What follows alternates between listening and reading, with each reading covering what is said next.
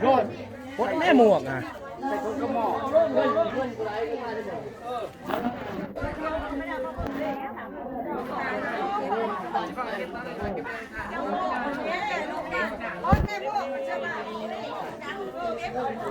ใช่ใช่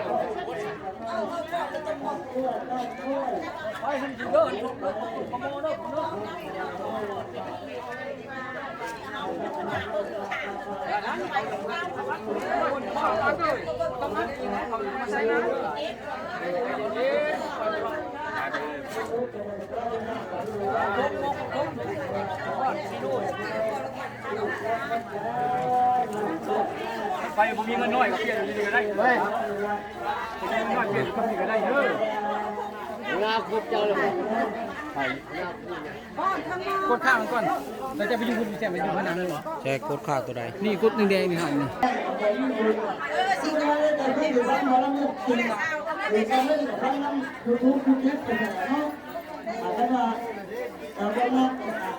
เอาละคุณคุณนี่ที่วันนี้ผมบอกให้เราเรื่องนี้คุณคุณจะได้ได้กำลังได้คุณก็ได้รับบุญได้ก็ได้คือปัจจัยต่อคำเนาะอะไรนั้นถ้าแม่เดินกันได้เดินกันใส่เดินหยุดกันได้ขอกันได้คุณก็ขอกันก็ได้คุณได้กำลังได้คุณเนาะคุณได้เนี่ยเนี่ยสร้างกันได้ตัวกันได้คุณคือกันใครของนั่นแรงกันก็ได้ที่ผมเนาะนี่เด็กตัดแกงตัดเจ้าได้เอาละมาดูกันที่พวกเราได้ยากันห่างเนาะว่าไม่เขาจะไหลก็เป็นได้แล้วก็ก่อนแล้วก็คือขยันเนี่ยการที่วัดที่เราสาอยากรับเอาไว้ที่มันได้ปลอดปลอดอันนี้ก็เป็นพิธีกรรมตามศาสนาเป็นน้องกะซียอดเงินใส่บาทเป็นน้องหลังจากนี้แล้วสิได้ไปเก็บดูเพิ่นเข้าใส่กวดแล้วใส่ถาดเป็นน้องบัดนี้อันนี้ก็ยายปิ่นครูเพิ่นนี่อ้ายใหญ่ลุงเพิ่นก็อนุโมทนาทำบุญบ่ได้ปาไว้ที่พี่น้องเอ้ยตามประเพณีมีหยังก็ซอยเรือกัน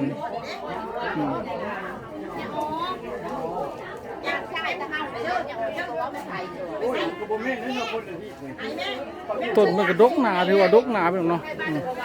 ต้นเงินต้นทองพวกนี้ยายเป็นกันแม่บ้านแม่เลื่อนพี่น้องเลย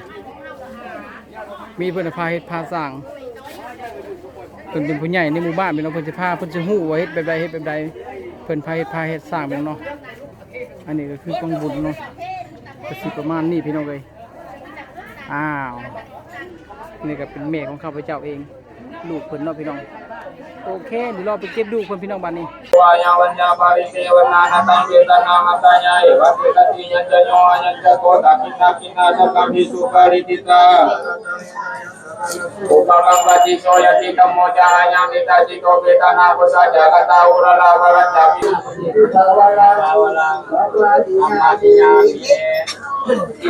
อันนี้กับเพิ่นให้พรพี่น้องเนาะกำลังให้พรแล้วหลวงพ่อก็ชั้นเข่าบัด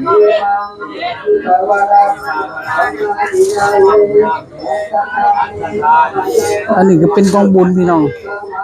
ตามเหตุของประเพณีลาวสิประมาณนี้เนาะครอบครัวของข้าพเจ้าก็แต่กองบุญมา4กองตามกำลัง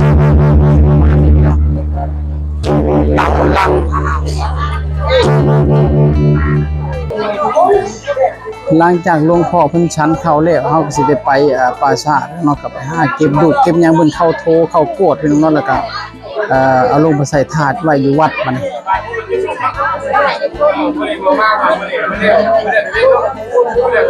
ก็สิประมาณนี้หลวงพ่อเพิ่นชั้นเข้า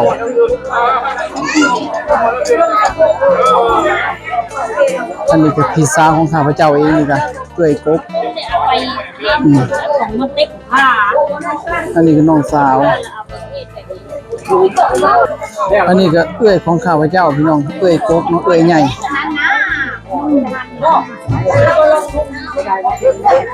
นี่ก็พ่อของข้าพเจ้าเอง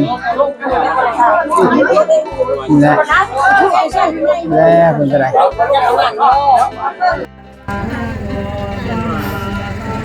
อันนี้เป็นขั้นตอนหลังจากเก็บดูกมาแล้วพี่น้องเนาะก็สิมาสวดแล้วสิเอาเข้าถาดบัดนี้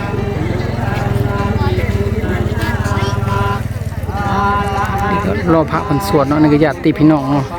มาตุ่มมาโฮมกันก็สิประมาณนี้เนาะมีทั้งลูกหลานแล้วก็เอ้ยไอ้น้องเราอันนี้คือบ้านที่เฮ็ดให้เรารอเอากวดกระดูกเขาเลยจังปิดบัดนี้นี่พาเข่าพาปลาอันเชิญมันมากินแล้วค่อยกินในอิ่มน้ำสำราญที่เข้าไปบัดนี้เข้าบ้านอยู่บ้านนี่เนาะบัดนี้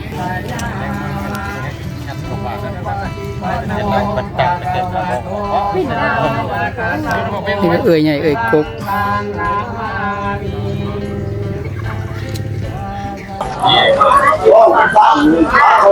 นี่ก็แขกพี่น้องเนาะ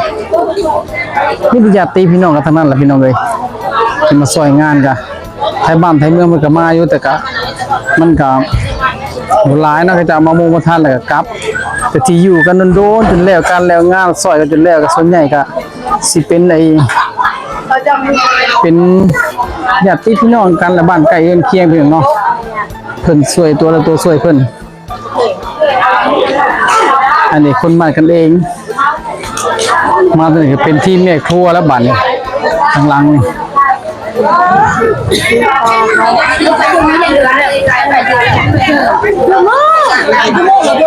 อันนี้ข้างหลังบ้านพี่น้อง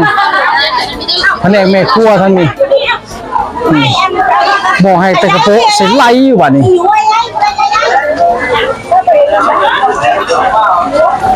โอ้ยพี่น้องเลยปาดคุณนะกินยังกันล่ะฮะกินยังกันแกงหน่อจ้าโอ้ยว่ามันจบแน่ว่ามันสุดเลยน้องว่าแกงนอก็ได้หน่อก็ได้ดอกมันหน่ออ้อยหน่อไว้มีหน่ออ้อยหน่อไว้หน่อไม้ได้หน่อไม่กินข้าวเด้อไม่กินซื่อนี่แผนกล้างบ้านพี่น้องกันนี่แม่ครัวอันนึงก็ยังอร่อยเลยบ้าน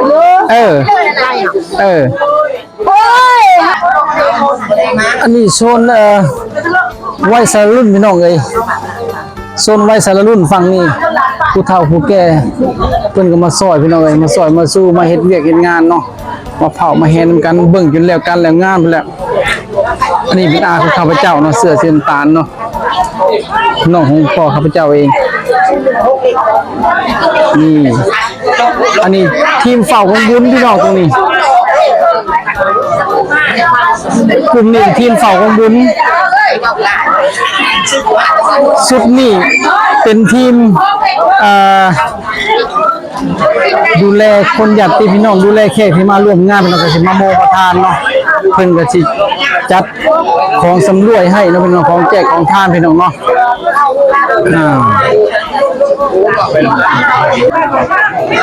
กองบุญก็สิมีประมาณนี้พี่น้องเนาะกองบุญอันนี้เฮาก็บูชามาจากวัดพี่น้อง2กองเนาะ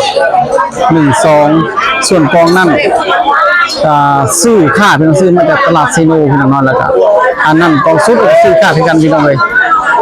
ก็สิประมาณนี้โอ้ยพี่น้องเลยนี่หม้ออบพี่น้องเนาะขั่วกระดูกขั่วเอ็นยังพวกนี้พี่น้องเนาะทำเมืองไทยเพื่อนว่า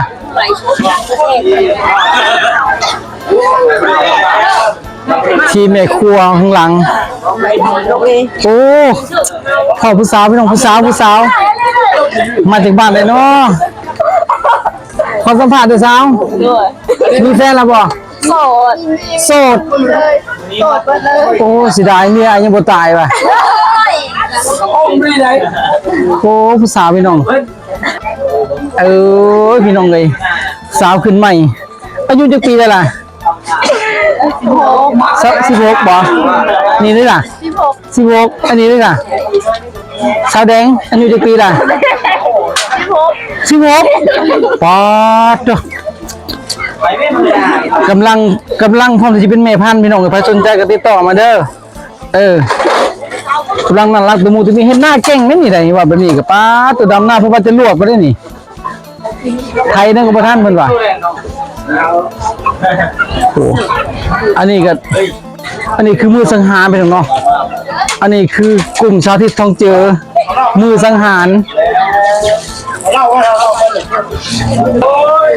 สิพาครับเบื้องข้างในพี่น้องผู้กำกับอาหารการกินอยู่ข้างใน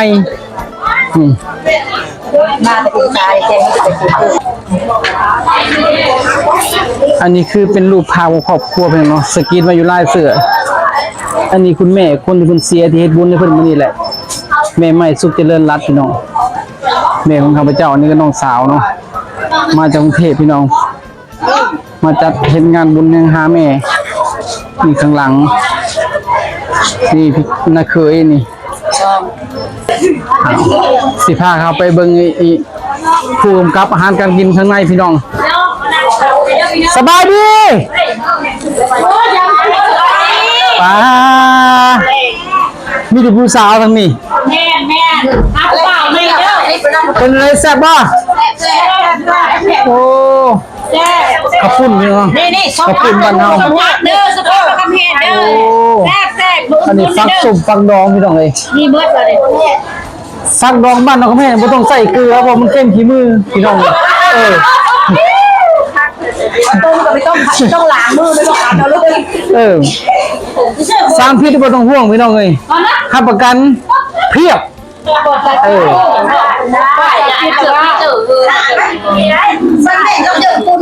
อันนี้เป็นผู้กำกับอาหารการกินพี่น้องเนาะเจ๊ใหญ่เพิ่นอันนั้นมันแรงไหนดึงได้มันแรงลำวงไหนโอ้ยสิไปเบิ่งมันโซมันเศร้านะครับทีมงานกระปุ่นมองนี่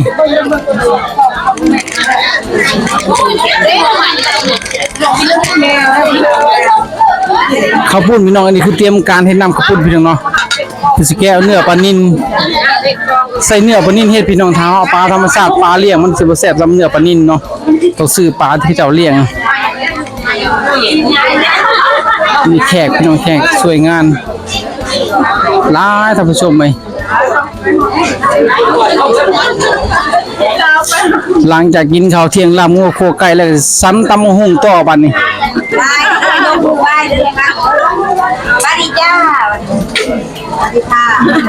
ว้าวเป็นตะแซ่บซะเนาะ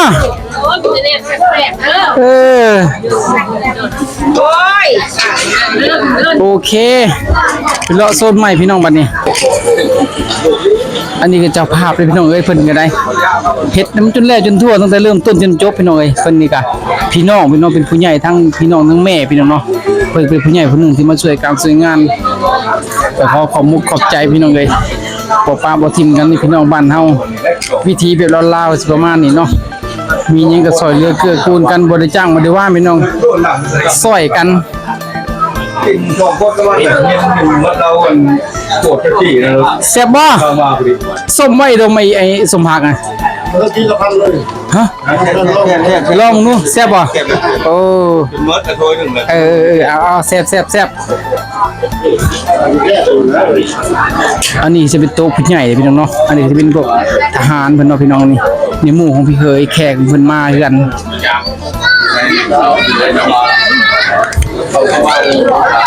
ภาพรวมสิประมาณนี้พี่น้องย่ามมันแรงมันคนก็สิหลายขึ้นพี่น้องเพราะเนื่องจากมันมีลำเรื่องจ้างหมอลำเรื่องแล้วก็มีลำวงย้อนยุคพี่น้องเนาะตามประเพณีลาวบ้านเฮาเดี๋ยวมันแลสิถ่ายลำวงให้เบิ่งเนาะ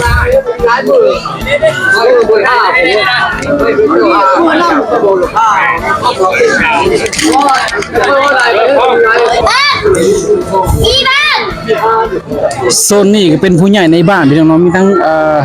ในบ้านเป็นปกสเนาะเพื่อเป็นคณะป้องกันหมู่บ้านพี่น้องเนาะ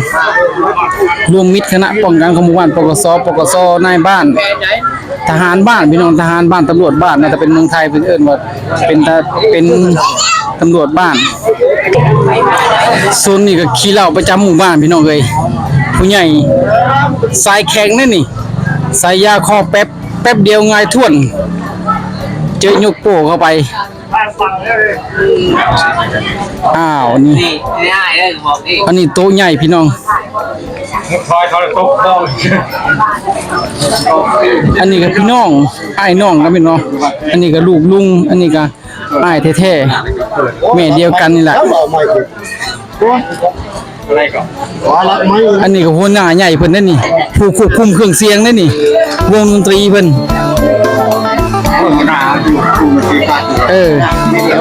อันนี้ทีมงานช่างเบิ้ลโอเคเดี๋ยวมาแล่นจะถ่ายให้เบิ่งใหม่เนาะเดี๋ยวค่ำๆวงวอลำเรื่องมาจะถ่ายให้เบิ่งเนาะวอลำเรื่องกันพื้นที่ไว้เพิ่นเลยผมมองสิตั้งวอลำเรื่องเดี๋ยวจะถ่ายให้เบิ่ง